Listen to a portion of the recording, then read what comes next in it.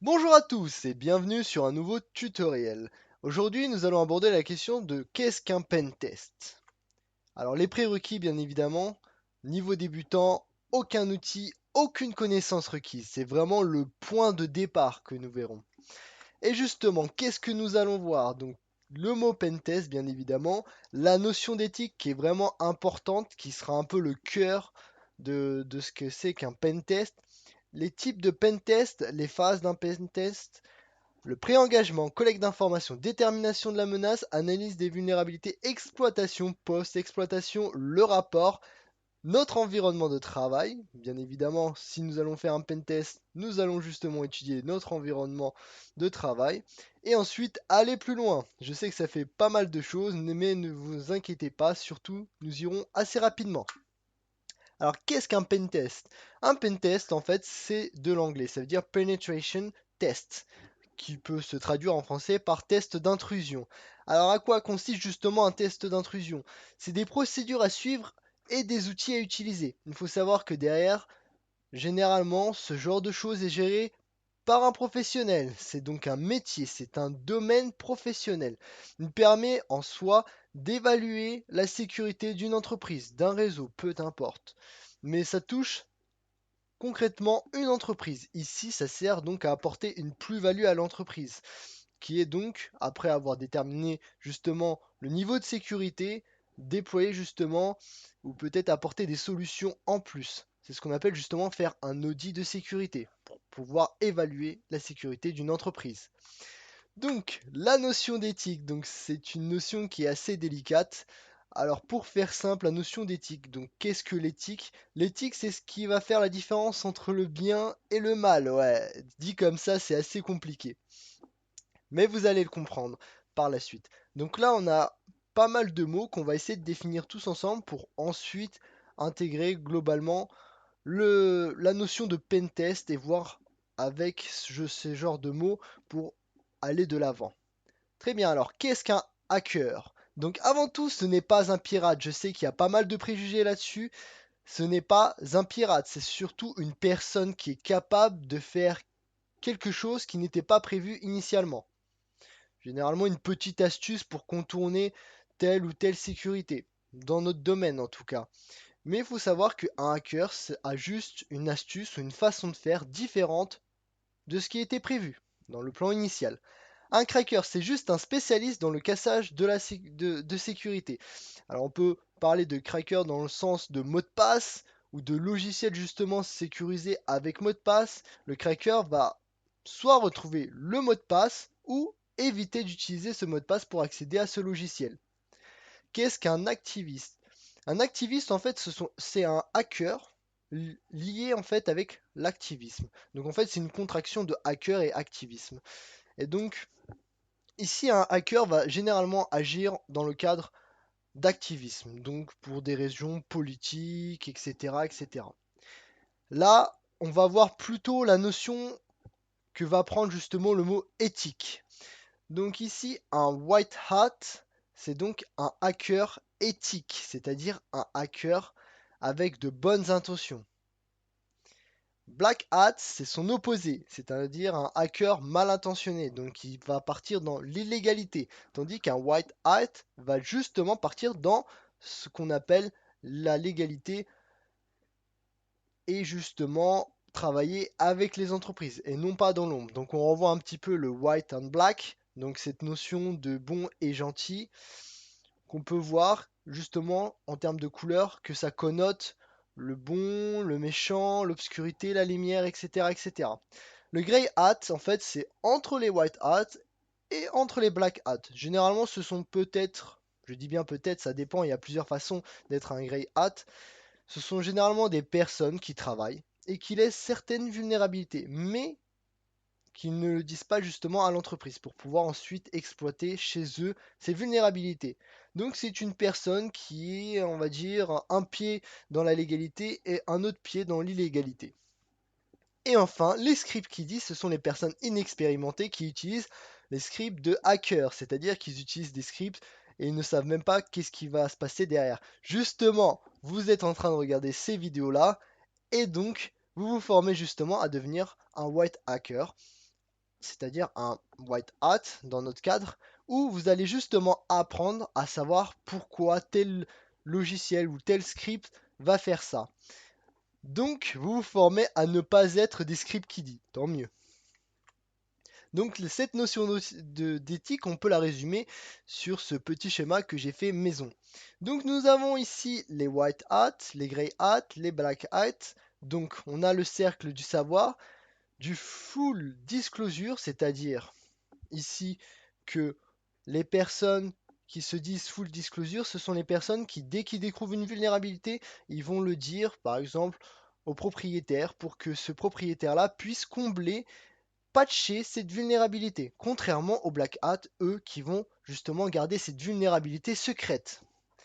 Et enfin, on retrouve ici les script kiddie. On voit bien qu'ils sont bien dans l'illicite, sans aucune connaissance, et totalement dans l'illégalité. Et on retrouve bien donc les Grey Hat ici qui sont en train de talonner un petit peu tous les fronts.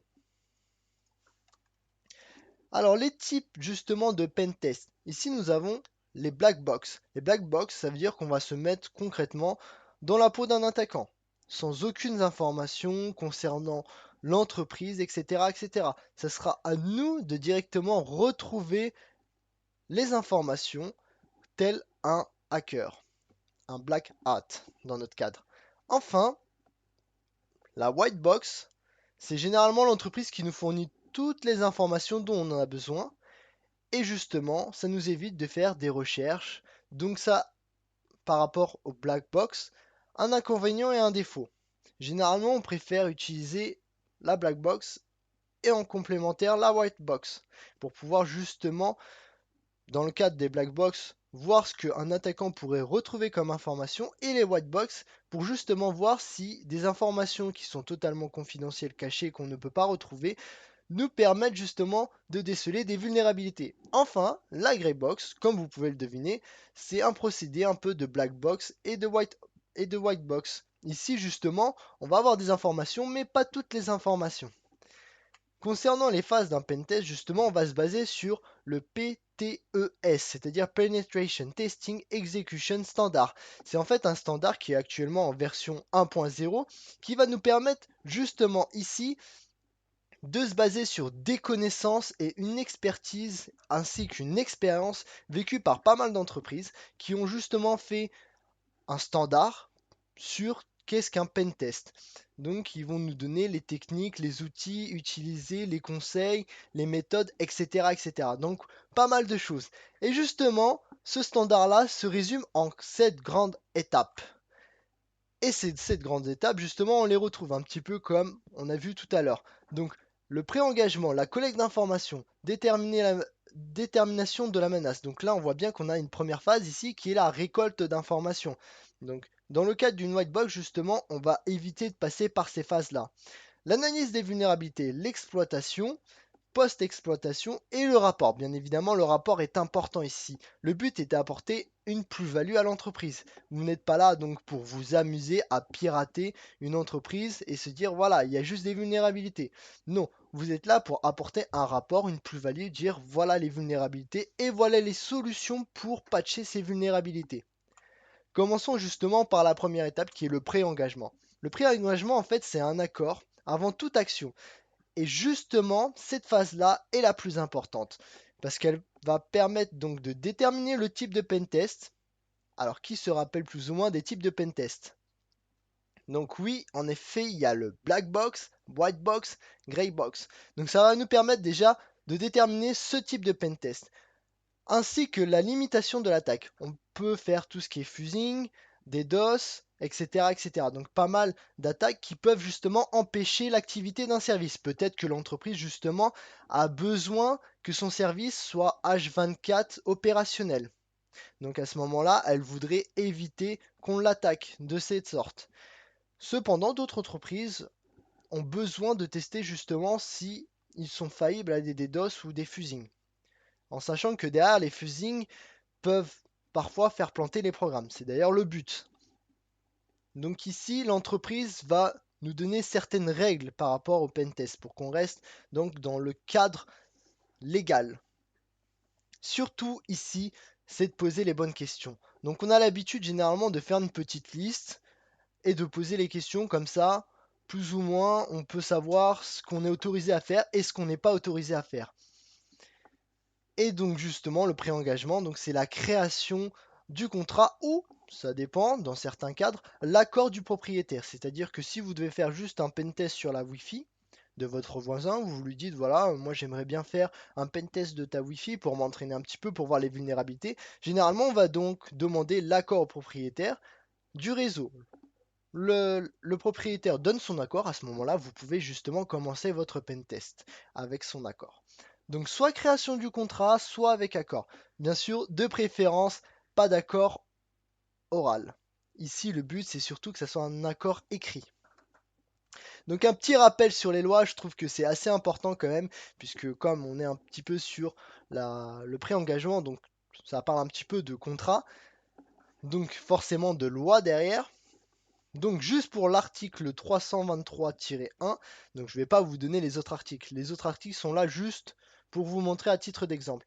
Donc article 323-1, le fait d'accéder ou de maintenir frauduleusement dans tout ou partie d'un système de traitement automatisé de données est puni d'un an d'emprisonnement et de 15 000 euros d'amende. Cependant, lorsque celui-ci est résulté soit à la suppression ou la modification de données contenues dans un système, soit à une altération du fonctionnement de ce système, la peine est de 2 ans d'emprisonnement et de 30 000 euros d'amende. Donc faites attention surtout, c'est pour ça que le pré-engagement ici est important, c'est pour éviter justement d'outrepasser ces lois-là.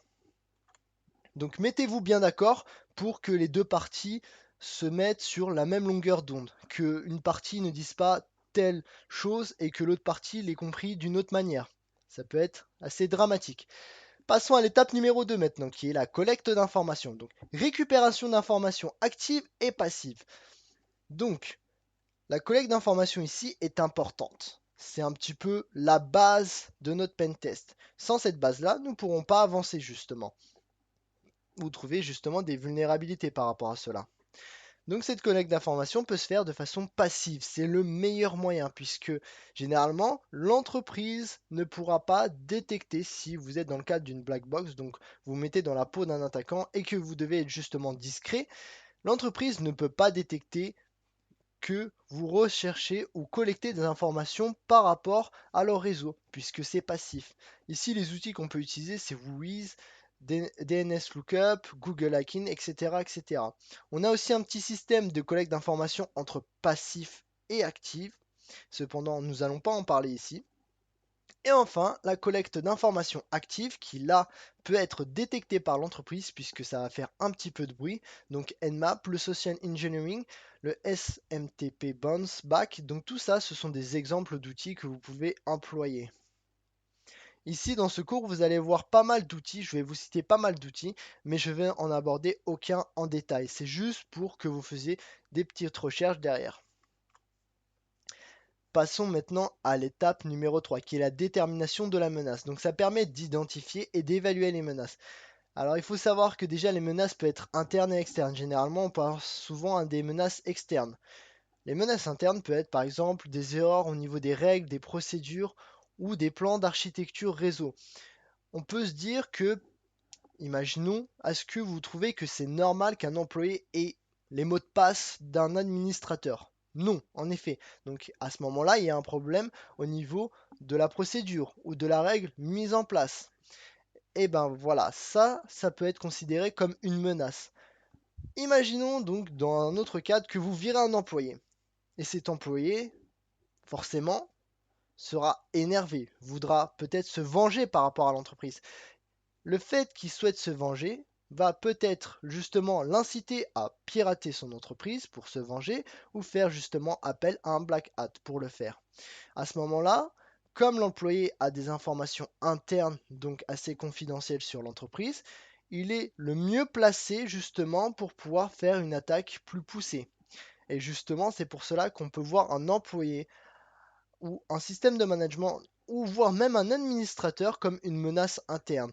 Donc il ne faut pas sous-estimer ces menaces-là. On se dit généralement comme c'est interne, ce n'est pas une menace. on leur fait confiance. Non, à partir du moment où un employé veut se venger sur un autre employé ou sur l'entreprise, il devient une menace. Il faut donc prendre en considération les menaces internes. Passons maintenant aux menaces externes. Donc les menaces externes, comme vous le savez, ça peut être par exemple un activiste qui veut, en fonction d'un point de vue politique, bloquer votre site, ou ça peut être carrément un concurrent, ce qui est totalement logique, même si c'est interdit, qu'un concurrent souhaite justement faire couler votre site web. Imaginons que votre site web est bloqué pendant un jour, ça veut dire que si vous êtes un site de commerce, ça fait qu'un jour, ça va donc au niveau des ventes, ça va se voir en termes de baisse, et donc votre concurrent, donc tout le monde va aller au niveau du concurrent. Donc votre concurrent est gagnant par rapport à ça. Donc lorsque vous perdez de la vente, lui, il va gagner de la vente, vu que c'est le concurrent. Les Black Hats, comme vous le savez, généralement, ils sont passionnés soit par l'envie du challenge, soit par l'envie d'outrepasser certaines règles, ou justement par l'envie de gagner de l'argent. Et enfin, les scripts kiddie, comme vous le savez, qui sont là juste pour s'amuser à lancer un script ou un logiciel sans savoir ce qui se passe derrière. Passons maintenant à l'analyse des vulnérabilités. Se servir des informations pour identifier des vulnérabilités peut se faire en deux étapes, un petit peu par rapport à ce qu'on a vu tout à l'heure. Passif et actif. Passif, généralement, on regarde plus ou moins tout en se basant toujours sur la collecte d'informations qu'on a eue. Donc sur la version vulnérable, est-ce que le fait qu'il utilise telle version de SSH est vulnérable? S'il utilise une version SSH 1.0, oui, c'est vulnérable, donc on a une CVE. Nous verrons ça plus tard dans d'autres vidéos. Qu'est-ce qu'une CVE? Dans la partie un peu exploitation, etc. Le sniffing, donc récupérer un petit peu les messages qui sont transmis dans le réseau. Donc HTTP et FTP sont justement des protocoles qu'on qualifie de protocoles non sécurisés, puisque toutes les informations sont transmises en clair. Donc les mots de passe en soi. Les outils justement pour exploiter, c'est POF, alors P0F, et Wireshark, qui est justement connu en tant que sniffer. En actif justement, alors là, bien sûr, passif, il est difficile de vous détecter. Actif, il est beaucoup plus simple de vous détecter, voire très rapidement. Il faut savoir que vous pouvez y aller justement doucement sur la collecte d'informations ou sur l'analyse des vulnérabilités, en sachant que vous avez un certain trafic qui peut venir justement ou toucher l'entreprise. Et ce trafic, s'il est assez nombreux, par rapport au nombre d'utilisateurs, peut être vu comme un simple trafic. Donc vous pouvez faire vos tests. Si vous faites par exemple un test par jour très rapidement, ça va pas se détecter sur la masse d'informations qu'ils vont recevoir. Par contre, si toute la journée vous envoyez des tests, là ça va justement être détecté. Donc on peut faire justement du passif actif. D'accord? Si on se met bien dans le flux, donc là ça va dépendre un petit peu de l'entreprise. Donc en termes d'actifs, on peut faire justement des tests de SQL injection, XSS, à ce que cela fonctionne, à ce que ce site-là a une vulnérabilité par rapport à ça, oui, non. Essayer les mots de passe et les logins les plus connus, donc login admin, password, donc le mot de passe administrateur, ou justement 1, 2, 3, 4, 5, 6, etc. etc. Le fusing toujours pour voir justement s'il y a des vulnérabilités. Les outils pour ça, c'est OpenVAS, Nessus, Nexpose qui sont là justement pour voir, enfin c'est plutôt des logiciels automatiques qui permettent de détecter les vulnérabilités, donc il fait le travail à votre place. Warvox, c'est plutôt dans le domaine justement du vocal, et Syn, donc là à ce moment-là, c'est plutôt, on va dire, un framework, donc il fait pas mal de choses.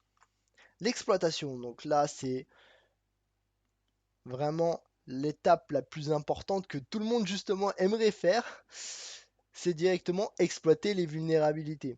Donc il faut savoir que déjà pour arriver à là, comme vous avez pu le voir, il y a pas mal d'étapes. C'est pas comme dans les films où la personne arrive et exploite directement les vulnérabilités. Non, il y a quand même une grosse étape de recherche. Il faut savoir que c'est un peu un triangle inversé où en fait vous avez la collecte d'informations qui est en haut et ensuite oula, je vais y arriver, plus que vous en faites, plus vous avancez justement dans cette pyramide, donc plus vous allez vers le bas de cette pyramide, et plus justement, comme c'est une pyramide inversée, et plus justement le travail sera rapide. Donc la collecte d'informations prend plus de temps, l'exploitation un petit peu moins de temps, et ensuite la post-exploitation quasiment presque par rapport à l'exploitation ou la collecte d'informations, quasiment rien par rapport à ça. Donc l'exploitation, donc exploitation des vulnérabilités qu'on a justement identifié dans l'étape précédente. Donc utiliser le bon outil pour la bonne vulnérabilité. Donc là c'est assez simple, généralement on utilise des outils. Donc on a plusieurs méthodes. La méthode intelligente, donc là l'outil va directement faire des calculs ou faire des tests ou ce genre de choses. Donc là c'est très facile. Une attaque des fois par dictionnaire, donc on va prendre des mots de passe dans un dictionnaire, on va les tester, ou sinon l'attaque de brute force, donc on essaye tous les mots de passe. C'est la dernière méthode à employer justement, c'est la méthode de la personne qui n'a plus aucun espoir justement. Les outils justement, on a Metasploit, la suite Aircrack NG, NG pour dire Next Generation, pas mal de gens connaissent justement Aircrack, Burp Suite, Hydra, SQLmap, Pyrit, OPHcrack. Donc une panoplie d'outils justement pour l'exploitation. Bien évidemment, il y a aussi l'exploitation manuelle parce qu'il faut savoir qu'il y a des bouts de code qu'on doit écrire ou ce genre de choses pour pouvoir exploiter. Justement, on voit ça avec les payloads, les exploits, les bots ou les déchiffrements dans un système justement de chiffrement assez personnalisé de la personne et vous avez réussi donc à trouver le système de déchiffrement ou de décryptage. Passons à l'avant-dernière étape qui est la post-exploitation. C'est en fait les actions menées après une exploitation. Donc à ce moment-là, généralement, on a deux grands buts. Donc c'est l'élévation de privilèges pour arriver donc justement au privilège système qui est donc le summum, avoir quasiment tous les droits. Par exemple, on peut utiliser l'outil Meter-Prêteur couplé justement avec Metasploit.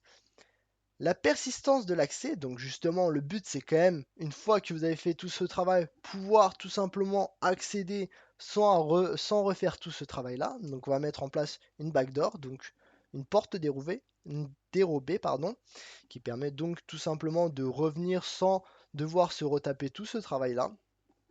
Enfin, vous pouvez faire de la dérobation, de la modification de données confidentielles, donc vous pouvez récupérer un cookie. Imaginez que vous avez réussi à vous infiltrer dans un ordinateur, vous récupérez le cookie Facebook de cette personne-là, vous pouvez utiliser ce cookie-là et vous connecter justement sur le Facebook de la personne, tout simplement en récupérant le cookie sans avoir le mot de passe. Ou sinon, vous pouvez récupérer les mots de passe justement des sessions Windows. Et enfin, quand même, le but c'est d'effacer les traces d'intrusion. Donc là, on ira voir justement les fichiers log pour les supprimer. Enfin, la partie la plus délicate et qui peut prendre pas mal de temps, c'est la rédaction de l'intégralité de votre pentest sous forme de rapport. Donc qu'est-ce qu'on va indiquer sur le rapport? Donc le contexte de pentest, quel type, les contraintes, ce genre de choses, pour qu'on puisse voir dans quel cadre vous avez mené votre pentest. Est-ce que c'était sous forme de black box, white box, etc., etc., pour que la personne qui relise comprenne pourquoi vous avez fait les étapes suivantes par la suite. Les outils et méthodes utilisées, donc c'est important que la personne comprenne votre méthode de fonctionnement, comment vous avez réussi à en venir là. Les détails des informations recueillies, donc là on parle de schéma ou des services qui sont mis en place ou encore les utilisateurs du réseau. Enfin, on va classer donc les vulnérabilités détectées par sévérité et priorité. Et bien évidemment, dans un rapport, une fois que vous avez établi les vulnérabilités, il est préférable d'aborder justement les solutions. Vous n'êtes pas là pour mettre en place les solutions. Vous êtes là juste pour indiquer les solutions. Après, si la personne est satisfaite du audit, elle peut justement vous payer pour mettre en place ces solutions-là. Enfin, le reflet de votre pentest, c'est le rapport. Il doit être simple et réutilisable. Il faut savoir que, comme je vous l'ai dit précédemment, vous indiquez juste les solutions. Mais généralement, ce sont les personnes du système informatique ou sécurité de l'entreprise qui va justement reprendre votre rapport, le lire, le comprendre comment vous avez pu arriver justement à ce genre de vulnérabilité et mettre en place les solutions. Donc il est important que derrière, que ce rapport soit simple et réutilisable par n'importe qui. c'est surtout le rapport qui va déterminer la plus-value que vous apportez à l'entreprise. C'est le rapport qui va déterminer la qualité de votre pentest. Il faut que le rapport soit calqué à votre pentest. Ça veut dire que si on reprend votre rapport et qu'on fait exactement ce que vous avez dit dans le rapport, on est capable de refaire ce que vous avez fait dans le pentest. Et c'est le but. Enfin, on va faire un petit récap donc, sous forme de questions cette fois-ci. Alors, quels sont les types de hackers et de pentest? Vous savez concrètement qu'on a trois types principaux de hackers, les white hat, les black hat et les grey hat. Nous avons les scripts qui dit, mais on ne les compte pas en tant que hacker, bien évidemment. Et les types de pentest ici, donc black box, white box et enfin grey box. Quelles sont les 7 étapes d'un pentest? Comme je vous l'ai montré précédemment, donc c'est le pré-engagement, la collecte d'informations, détermination de la menace, analyse des vulnérabilités, exploitation, post-exploitation et le rapport. Quand vous devez faire un pentest, vous devez passer par chacune de ces étapes-là qui est fondamentale. Et enfin, quelle est la partie à ne pas sous-estimer? Ici, la partie à ne pas sous-estimer est le pré-engagement. C'est vraiment la fondation de ce que vous allez faire. Si vous trompez dans un domaine, vous pouvez avoir des problèmes ou des retombées par rapport à ça. Et bien évidemment, c'est le moment de répondre à la question du tutoriel. Donc, qu'est-ce qu'un pentest? Un pentest, c'est donc avant toute chose quelque chose qui se fait en 7 étapes. Quel est ce quelque chose justement? C'est pouvoir évaluer la sécurité d'une entreprise, pouvoir apporter une plus-value à une entreprise, pouvoir déterminer les problèmes et apporter les solutions, sans forcément les mettre en place. Ici, le pentest, il faut qu'il soit éthique. Il ne faut surtout pas que vous ayez un esprit malsain dans le but de faire ce pentest de façon illicite sans l'accord de l'entreprise ou du propriétaire. Notre environnement de travail par rapport à ça, moi, personnellement, pendant mes pentests, j'utilise Kali Linux, qui sera mon environnement de travail dans mes prochaines vidéos. Alors, qu'est-ce que c'est que Kali Linux? Donc, c'est en fait une distribution Linux basée sur Debian, donc une distribution basée sur Debian tout simplement. Donc Debian est une distribution. Kali Linux c'est un petit peu basé sur Debian. Donc bien évidemment, comme ça découle un peu de la distribution Debian, c'est gratuit, open source et customisable. Donc là, vous êtes libre de faire ce que vous voulez, participer justement à Kali Linux, au développement de Kali Linux, vous pouvez quasiment tout faire. Ce qui est vraiment important puisque le but d'un pentest, c'est que vous vous sentez à l'aise, que vous ayez votre propre méthode. Panel justement d'outils pour nos pentests. Comme je vous l'ai montré un peu, tous les outils qu'on a vus précédemment font partie de Kali Linux. Kali Linux possède une grande communauté, donc qui dit grande communauté dit grande aide derrière, c'est vraiment important. Enfin, n'utilisez surtout pas Kali Linux dans votre quotidien. Il faut savoir que généralement Kali Linux utilise donc un seul utilisateur, donc l'utilisateur root, qui est considéré sur la distribution Debian comme l'utilisateur système. Donc on a un utilisateur avec tous les privilèges, tous les droits. Kali Linux doit être seulement utilisé lors des pentests. Et bien évidemment, on possède des outils de pentest, donc pas d'outils bureautiques ou ce genre de choses qui peuvent vous aider dans votre quotidien. Enfin, comment aller plus loin? Justement, vous avez des formations en sécurité comme Contia Security Plus, la certification Ethical Hacker, l'OSCP, la CISSP. Alors à ce moment-là, si vous arrivez à cette certification, vous m'appelez, puisque là, c'est l'une des plus hautes certifications. Toutes ces certifications-là vont être un plus par rapport à votre CV. Ces certifications-là sont là vraiment pour montrer vos compétences. C'est aussi pour certains un challenge pour voir justement de quoi ils sont capables. La PTES, donc ce qu'on a vu à peu près, sur quoi justement ce tutoriel est basé, est donc un standard. Actuellement, on va bientôt passer à la version 2.0. C'est un standard mais vous ne devez surtout pas vous baser sur ce standard dans le sens où vous devez exactement suivre à la lettre. Non, le but du standard est là juste pour vous montrer les grandes lignes. Vous dire, voilà, il est possible d'utiliser tel outil. N'oubliez pas de faire ça. Surtout, pensez à faire ça. Un pentest, vous devez toujours avoir plusieurs méthodes ou avoir une méthode particulière pour un certain type justement de type d'attaque. Il faut savoir que si vous faites toujours les mêmes tests, vous aurez généralement le même résultat. Il faut se diversifier. Justement, le PTES vous dit justement que vous avez plusieurs façons de le faire. Essayez justement d'élargir au maximum.